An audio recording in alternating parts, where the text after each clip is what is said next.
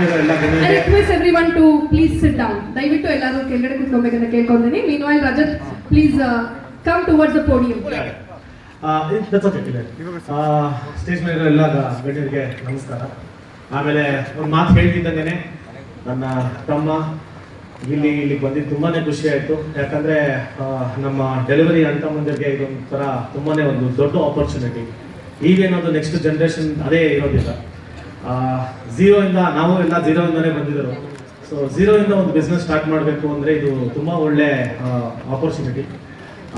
ರೆಂಟಲ್ನ ತಗೊಂಡು ಗಾಡಿನ ತುಂಬ ಚೆನ್ನಾಗಿ ದುಡಿಯೋ ಅವಕಾಶ ಸುರೇಶ್ ಸರ್ ಕಲಿಸ್ಕೊಟ್ಟಿದ್ದಾರೆ. Suresh sir, thank you so much.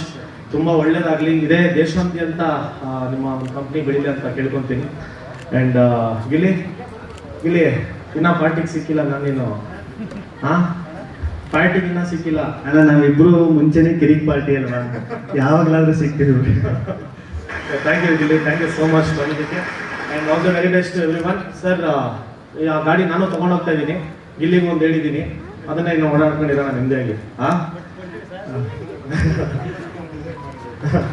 ನಿಮಗೋಸ್ಕರ ಡಿಸೈನ್ ಮಾಡಿರೋದು. ಸರಿ ಸರ್, ಆಯ್ತು. ಅಯ್ಯೋ, ಇವನೇ ಬಾಳ ಎತ್ಕೋ ನಾವು. And Mayuri, thank you so much. ನನಗೆ ತುಂಬ ಒಳ್ಳೆ ಹಳೆ ಪರಿಚಯ. Very good. Thank you so much for the warm welcome. Thank you. Thank you, Rajat. Thank you so much for the wonderful words. And now we are having the felicitation of our guest. So I request everyone to please take your seats. ದಯವಿಟ್ಟು ಎಲ್ಲರೂ seat ಮೇಲೆ ಕೂತ್ಕೊಬೇಕಂತ ಕೇಳ್ಕೊಳ್ತೀನಿ for a while.